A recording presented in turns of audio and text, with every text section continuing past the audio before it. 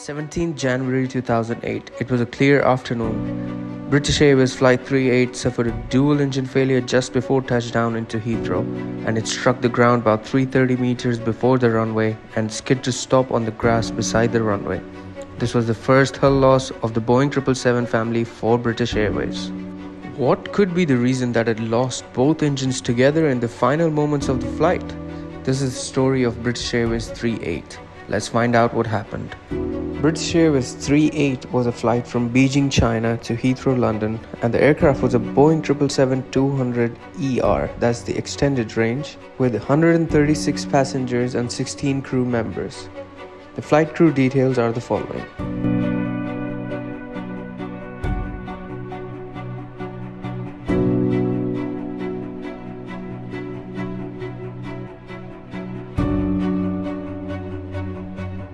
Now, due to the predicted extreme coldness at the waypoint Polho, located on the border of China and Mongolia, the flight plan for flight BA38 required an initial climb to flight level 341 and then descent to flight level 315.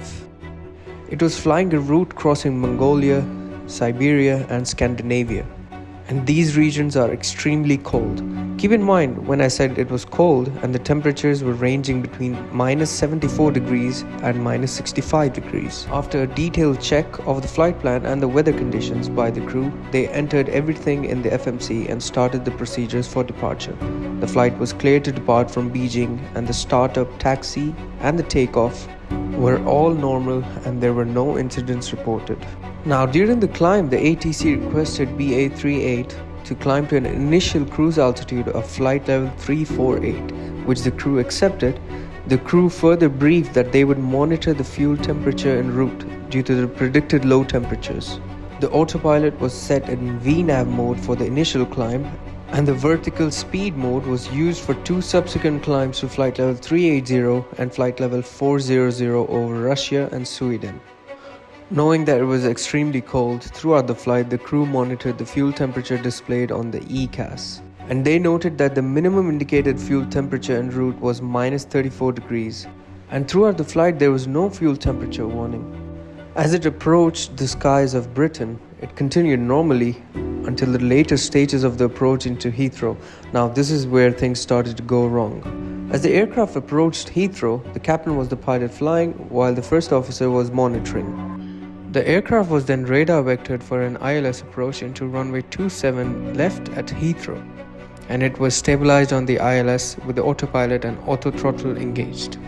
At about 83 seconds before touchdown at 1,000 feet above the aerodrome level, the aircraft was fully configured for landing with the landing gear down and flap 30 selected. At around 800 feet, the co-pilot took over the control of the aircraft as per the brief procedure for manual landing. At 600 feet, the autopilot was planned to be disconnected. However, after the co-pilot assumed control, both engines received an increase in thrust command from the auto throttles. While the engines initially responded, at 720 feet, the thrust of the right engine decreased, and shortly after the thrust of the left engine decreased to a similar level. Although the engines did not completely shut down, they continued to produce less than the commanded thrust above the flight idle.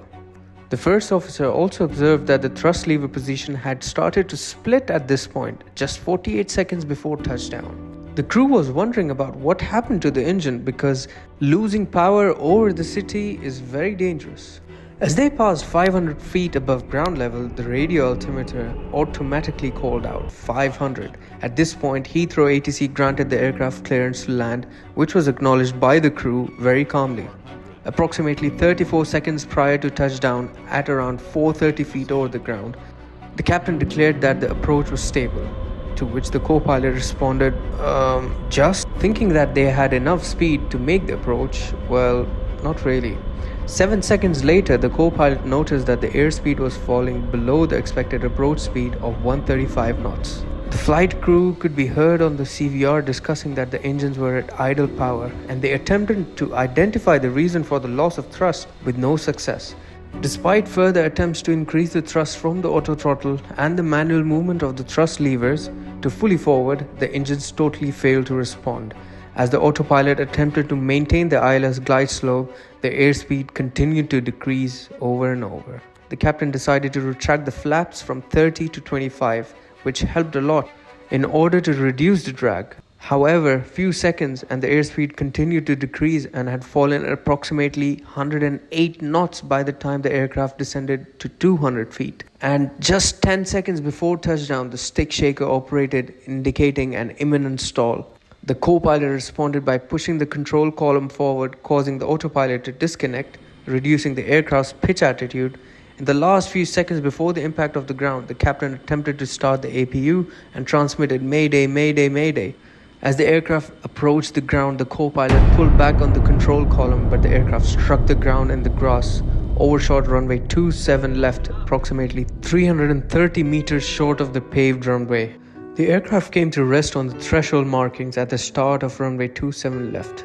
The captain attempted to initiate an evacuation by making an evacuation call. However, he transmitted the call on the Heathrow Tower frequency by mistake. Mayday, Mayday, Speedbird, 9595. Aircraft accident. The position is the threshold, runway 27 left. Aircraft type is a 777. Nature of problem is crash. Aircraft has crashed. Qatari 01. Mr. Captain, this is an emergency. Evacuate. Transmit on ATC, sir. Fire service on the way. Emergency services quickly arrived on the scene. Although there were no fatalities or no loss of life, some of the passengers and crew reported minor injuries. As the aircraft impacted the ground and the short ground roll, the nose landing gear and both the main landing gears of the Boeing 777 collapsed. The right landing gear's forward beam and its wheel had punctured the right side of the fuselage. Even though around 6,750 kilograms of fuel leaked from the engine, thankfully there was no fire around the aircraft. But the Boeing 777 was declared as the first hull loss of the Boeing 777 family for British Airways, and it was written off. So, how did all this happen?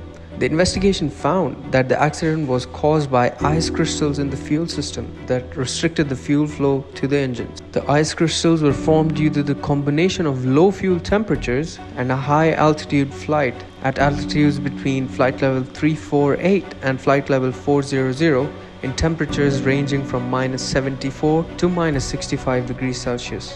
And as a result of that, small quantities of water in the fuel formed the ice crystals, which restricted the fuel flow to the engines when the thrust was demanded during the final approach to landing.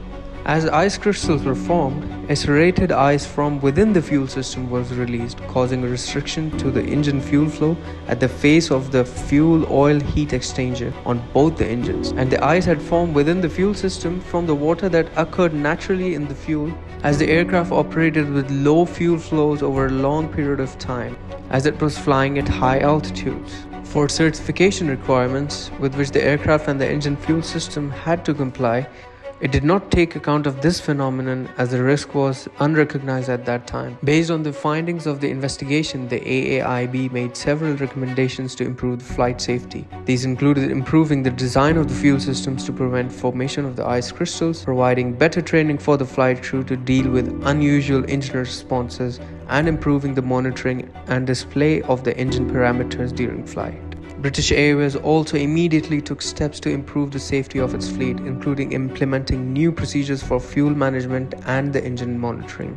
All 16 crew members of flight BA38 were awarded the BA Safety Medal for their performance during the accident. So that wraps up the event for British Airways Flight 38. If you like the video, please subscribe to my channel and share the video as much as you can.